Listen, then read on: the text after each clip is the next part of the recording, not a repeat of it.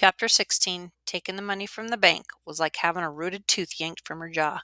Then the most painful part passed. She pressed two whole dollars into Mrs. Bedloe's hand before going out on the town to buy Rachel shoes and a shawl and to order a dress made for her. Having spent that much, Lyddie squandered 50 pence more to get the child a beginning reader and a small paper volume of verses that the bookseller recommended. All told, Lyddie had spent more than 2 weeks' wages. There was less than $1 in her pocket now left from the princely sum she had withdrawn. She tried not to think on it. It was for Rachel, wasn't it? How could she begrudge the child? The very next day, Bridget was slower than ever, and it was all that Lyddie could do to keep from screaming. Time after time, she took the shuttle from the girl's clumsy hands, sucked the thread through from the bobbin, and threw it into the race, raging that a machine should stand idle for even a few seconds. Bridget was on the brink of tears all day. As Lyddie exploded, when once again the girl's inattention caused a snarl and a ruined peace. "You must mind, girl!" she shouted. "Forget everything else but the loom." "But I kind of forget," Bridget cried out. "Me mother's sick unto death and no money for a doctor." "Here!" She snatched all the change from her apron pocket and stuffed it into Bridget's. "Here, that's for the doctor. Now mind the machine, eh?" The next few days went better than those before. She coaxed a few words from Rachel and then the suggestion of a smile when she read aloud from the book of verses. "Dr. Foster went to Gloucestershire in the shower of rain. He stepped in a puddle right up to his middle and never went there again." "Well," said Lyddie, "that's mud season in Vermont, eh?" And Rachel smiled. Encouraged, Lyddie tried to make a rhyme for Rachel herself. "Uncle Judah went to Bermuda in the April rain. He sunk in the ooze right up to his snooze and never was heard of again." This time there was no mistaking the smile. Work was going better as well. Bridget was pathetically grateful for her gift. She beat Lyddie to work in the mornings and had two of the machines oiled and gleaming before Lyddie had even entered the room. Mr. Merton was very pleased. By Thursday he smiled across the room continually. Lyddie resolved not to glance his way, but she could see without looking the little rosebud mouth fixed on its prissy bow. How hot the room seemed! Of course it was always hot and steamy, but somehow, perhaps if she hadn't been burning up, she could have kept her head. But she was so hot, so exhausted, that Thursday in May she wasn't prepared. She had no defenses. He stopped her and made her wait until everyone had gone. Just when she felt she must lie down or faint, he stopped her and put both his fat white hands heavily on either sleeve, dragging his weight on her arms. He was saying something as well, but her head was pounding, and she couldn't make it out. What did he want with her? She had to go. She had to see Rachel. Rachel! Her whole body was on fire. She needed a cool cloth for her head. And yet he kept holding on to her. She tried to stare him down, but her eyes were burning in their sockets. "Let me go," she wanted to cry. She tried to pull back from him. He clutched tighter. He was bringing his strange little mouth closer and closer to her fiery face. She murmured something about not feeling well, but it made his eyes grow soft and his arm go all around her shoulder. What made her do it? Illness? Desperation? She'd never know. But she raised her booted foot and stomped her heel down with all her might. He gave a cry and, dropping his arms, doubled over. It was all the time she needed. She stumbled down the stairs and across the yard, nearly falling at last into the door of number 5. He had not tried to follow. She did not go to work the next day or for many days thereafter. Her fever raged, and she was out of her mind with it. Once she realized that someone was putting a cold cloth on her forehead, and she raised her arm to bring it down over her burning eyelids. A tiny cool hand rested on her hot one and stroked it timidly. Somewhere at a great distance she heard a small voice croon, "There, there," and then her heavy arm was lifted and put back gently under the quilt. Dr. Morris was summoned. She tried to protest. She couldn't waste money on doctors, but if the words came out at all, they came out too thickly for anyone to understand. The bell rang, but it was far away now. It no longer rang for her. People came in and out of the darkened room. Sometimes Mrs. Bedloe was spooning broth into her, sometimes another of the boarders. Diana was there, and Bridget, though who would have sent for them? Bridget had brought some Irish concoction that Mrs. Bedloe seemed to be trying to refuse, but the girl would not leave until she had been allowed to spoon some of it into the patient's mouth. And always, whenever Lyddie swam up the fiery pool out into the consciousness, she knew that Rachel was there beside her. "She'll get sick," Lyddie tried to protest. "Make her go away, or move me to the infirmary. She's too frail." But either she never got the words out, or no one could or would understand, for wherever she was in her right mind, Rachel was there.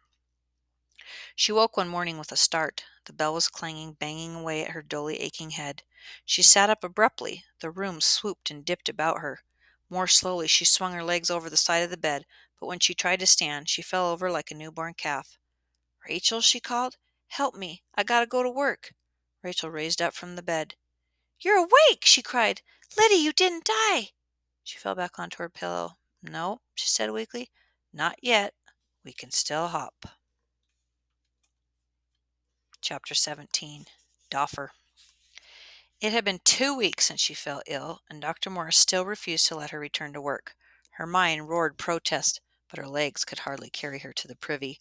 Her body had never betrayed her before. She despised its weakness, and every day she heard the first bell and ordered herself up and dressed, but she would only be up a few minutes, not even through washing herself at the basin, before the sweat broke out on her forehead from the effort, and she was obliged to let Rachel help her back to bed. There was too much time in bed. She slept, and still there were hours awake to worry when her mind scobbled back on itself like threads in a snarled loom. Why hadn't Charlie written? She should have heard from him long ago. Perhaps her letter had been lost. That was it. She sat straight up. "Better rest, Lyddie." Rachel was there as always. "The doctor said." "Get me some paper and my pen and ink from the box there, the little one on top of the bandbox. I must write Charlie again." Rachel obeyed, but even as she handed Lyddie the writing material, she protested. "You ain't supposed to worry, Lyddie. Doctor said." Lyddie put her hand on Rachel's head. Her hair was soft as goose down. "It's all right, Rachie. I'm better, eh? Nearly all well now." Rachel's brow furrowed, but her eyes were clear, not the dead, blank eyes of her rival. Lyddie stroked her hair. "I had me such a good nurse, I couldn't have believed it." Rachel smiled and nodded at the writing box. "Tell Charlie," she said. "I'll be sure to," Lyddie said. "He'll be monstrous proud." By the next week she was feeling truly ready to go back to work and remembering with every breath her last act at the factory. Merciful heavens! There was probably no work to go back to. Had she truly stomped on Mr. Martin's foot with her boot heel? She hardly knew whether to laugh or cry. She sent a note to Bridget. Most of the girls were wary of speaking to Diana under Mr. Martin's nose, asking her and Diana to stop over for supper. That evening both Diana and Bridget came as she hoped. Bridget brought more soup from her now fully recovered mother and a half bottle of Dr. Rush's infallible health pills. "Me mother swears by them," she said, blushing. Diana handed Lyddie a paper-bound book, American Notes for General Circulation, by Mr. Charles Dickens. "Since you're such an admirer of the gentleman, I thought you might like to see what he wrote about factory life in Lowell," she said. "I suppose he was comparing us to the satanic mills of England. Anyhow, it's a bit romantical, as they say." "A book by Mr. Dickens? How did you know—" "My dear, anyone who copies a book out page by page and pastes it to her frame—" Lyddie sent Rachel and Bridget down to beg a cup of tea from Mrs. Bedloe. "Diana, I gotta ask you, has Mr. Martin said anything of me?" "Well, of course. He missed you at once. You're his best girl." Lyddie felt her face go crimson. "I told him I'd ask after you. That's when I learned how ill you were. A lot of the girls have been out with this fever, especially the Irish. There have been many deaths in the acre." Lyddie looked away out the tiny dirty window of the bedroom. "Thank you, God. How could I leave my baby girl?" Diana reached over from where she was sitting on the edge of the other bed and put her hand lightly on Lyddie's arm. "I'm grateful you were spared, Lyddie," she said softly. Lyddie pressed her lips together and gave a little nod. "I reckon I'm too ornery to die." "I wouldn't be surprised." Can you remember just what Mr. Martin said when he asked about me?" "Well, he didn't speak directly to me. He doesn't like to think that you and I are friends, you know. But I know he is worried. He wouldn't want to lose you." "So I still got a place?" Diana looked at her as though she were crazy. "Why on earth not?" "I stomped his foot." "You what?" It was all fever, only I didn't know, eh? He tried to hold me after the rest had gone. He wouldn't let me go, so I stomped down on his foot." Diana threw her head back and laughed out loud. "It ain't a joke. He'll have my place for it." "No, no," she said, trying to recover. "No," she said, taking out her handkerchief and wiping her eyes. "No, I don't think so. He's probably more frightened than you are. Have you ever seen Mrs. Overseer Martin, Lyddie? If word ever got out that august lady—" She stopped laughing and lowered her voice, her ear cocked toward the open door. Nonetheless, I wouldn't make attacking the overseer a regular practice, my dear. Do be more discreet in the future. That is, if you want to stay on at the corporation. The day may come when Mr. Martin would welcome any excuse to let you go." She smiled wryly. "It sounds as though I'm advising you not to sign any petitions or consort with any known radicals." "But maybe he meant nothing. I was burnt up with a fever. Maybe I mistook kindness for," she grimaced. "You know, I'm not the kind of girl men look at that way. I'm plain as plowed sod." Diana raised an eyebrow, but Rachel and Bridget were at the door with the tea, so she said nothing more. "I'll pretend," thought Lyddie, as she tried to unsnarl her brain over the steaming cup. "I'll pretend I was crazy from the fever and didn't know what I was doing. I can't even remember what I did." "I want to be a doffer, Lyddie," Rachel said. Lyddie had brushed her sister's curls and was weaving them into plaits. Rachel wanted to pin her hair up like the big girls in the house, but Lyddie insisted that the braids hang down. She couldn't bear for Rachel to look like a funny little make-believe woman. "Bridget says hers little sister is a doffer, and she's no bigger than me." "Oh, Rachel, you need to go to school." She loved to braid Rachel's hair, but was suddenly ashamed that she had only string to bind it with. She should have splurged on a bit of ribbon. Rachel was so pretty, for all her being too thin. She ought to have bright bows to set off the two silky curls at the end of each plait. They would brighten her drab little dress. But ribbons cost money, and string bound the hair just as well. She twisted each curl around her index finger and gave it a final brush. "We got to get you into school. You don't want to grow ignorant as your Lyddie." "You ain't ignorant 'tall. I seed you read." "You want I should read to you, Rachy." "No, I want you should let me be a doffer." "Well, we'll have to wait and see, when we hear from Charlie." But they didn't hear from Charlie. They heard from Quaker Stevens. "Dear Sister Worthen, thy brother asked me to look into the sale of thy farm. All inquiry has come to naught, but as I have business in thy uncle's neighborhood on Wednesday next, I will inquire directly at that time. I trust thee and the little one are in good health. Son Luke asks to be remembered to thee. Thy friend and neighbor, Jeremiah Stevens." She tried not to feel angry at Charlie for not writing to her himself. He had, after all, done the sensible thing. To the law and their uncle, they were only children. Judah would have to listen to Quaker Stevens. He was a man of substance. She was glad to know that Luke had gotten safely home. She had finally realized that the freight he had come to fetch was human. The letter meant, though, that she could wait no longer. Something would have to be done about Rachel. The promised fortnight had passed, and she must go back to work herself on the morrow. She sent Rachel to the bedroom, stuffed the letter in her apron pocket, and went into the kitchen. She didn't start with a request, but with an offer to help to fix dinner. Mrs. Bedloe was always grateful for an extra hand in the kitchen, even though the house was now down to only 20 girls. "You give me more than a fortnight, Mrs. Bedloe, and I'm obliged," she said, once the cabbage had been chopped and the bread sliced. "You were near death, Lyddie. I'm not without heart." "Indeed not." Lyddie smiled as warmly as she knew how. "You've been more'n good to me and mine, which is why I dare. It won't do, you know. I can't keep her on indefinitely." "But if she was a doffer—" "She's hardly more than a baby." "She's small, but she's a worker. Didn't she nurse me, "She pulled you through. I wouldn't have warranted it. Could you ask the agent for me, just until I get things set with my brother? All I want to do is take her home. It wouldn't be for long, I swear. Meantime, I've not the heart to set her out with strangers." Mrs. Bedloe was weakening. Lyddie could read it in the sag on her face. She pressed on eagerly. "It won't be more'n a few weeks, and I'd pay extra, I would. I know it's hard for you, with only 20 girls here regular. I'll speak to the agent, but I can't promise you—" I know. But if you'll just ask for me, she's a fine little worker and so eager to make good." "I can't promise anything." "Would you go now and ask?" "Now? I'm in the middle of fixing dinner. I'll finish for you, please, so I can take her over when I go back to work tomorrow." It was arranged. Lyddie suspected that Mrs. Bedloe had added a few years and several pounds in her description of Rachel to the agent, but a skeptical look was all she got from the overseer and the spinning floor when she presented Rachel for work the next morning. And Rachel looked so bright and eager and smiled so sweetly that even the skeptical look melted, and she was sent skipping down the aisle to meet the other doffers under the care of a kindly middle-aged spinner. Slowly Lyddie climbed the flight of stairs to the weaving room. Her worry for Rachel had pushed aside, for the time, her own fears of seeing Mr. Martin again. She didn't dare look in his direction, but went straight to her looms where Bridget was already at work, cleaning and oiling. "You're looking much rosier," Bridget said. How pretty the girl was with her light brown hair and eyes clear blue as bright February sky after snow. It was the smile, though, that transformed her into a real beauty. Lyddie smiled back. She did not envy other women their good looks, and even if she had been so inclined, she would never begrudge this bounty of nature to one so poor in everything else. "We covered the machines as best we could while you were gone, me and Diana, though," she smiled apologetically.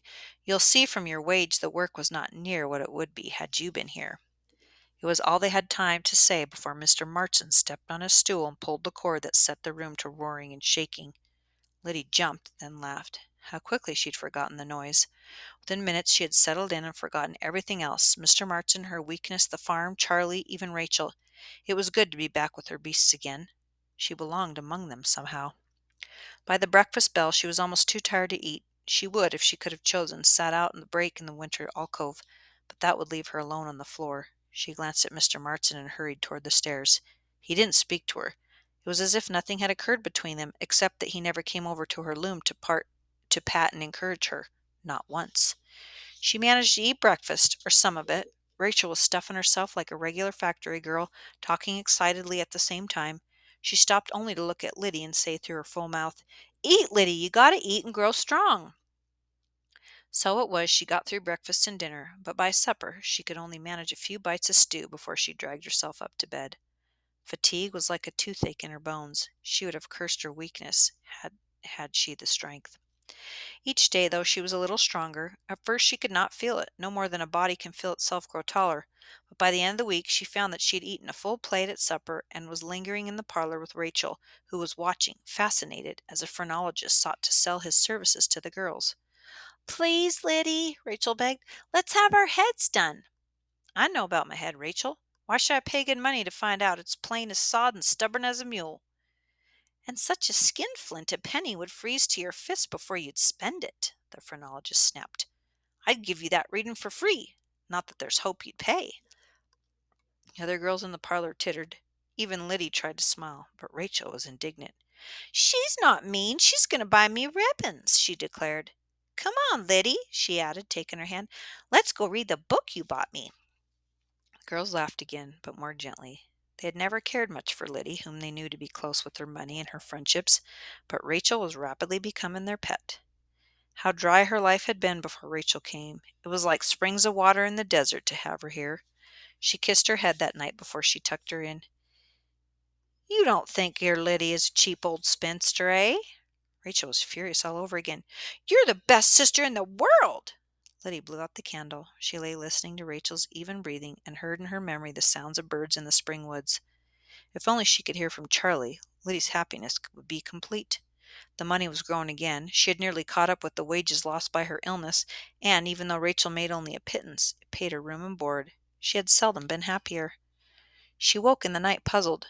She thought she heard Betsy again, that wretched hacking sound that sawed through her rib cage straight into her heart. And then she was wide awake and knew it had to be Rachel. It was only a cold. Surely it was nothing. She would be over it in a week. See, the child seemed bright-eyed and lively as ever.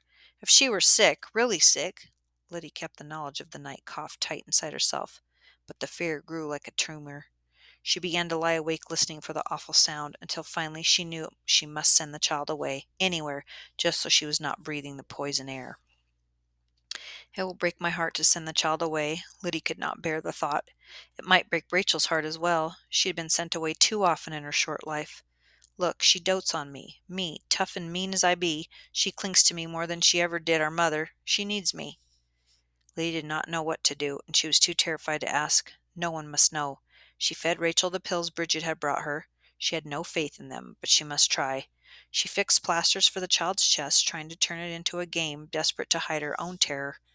And she was succeeding, wasn't she? Rachel seemed happy as ever and carefree as a kitten. Caught in a spasm of coughing, she made light of it. "Silly cough," she said. "All the girls have 'em." Lyddie mustn't worry. Summer was here. The weather was warm. Rachel would be over it soon. They'd take July off, go back to the farm, the two of them. But it was a vain dream, Lyddie knew. There would be nothing to eat there. The cow was gone and no crops planted. Tryphena. She would send Rachel to Tryphena. But Tryphena meant Miss Cutler as well as that lonely, airless attic. How could she do to Rachel at 8 what her mother had done to her at 13? It had been hard even then, and so very lonely. She hadn't realized how lonely until now that she was no longer alone. Then one evening in late June, she had just read Rachel to sleep, Tim knocked on the door. "A visitor for you, Lyddie," he said. "In the parlor."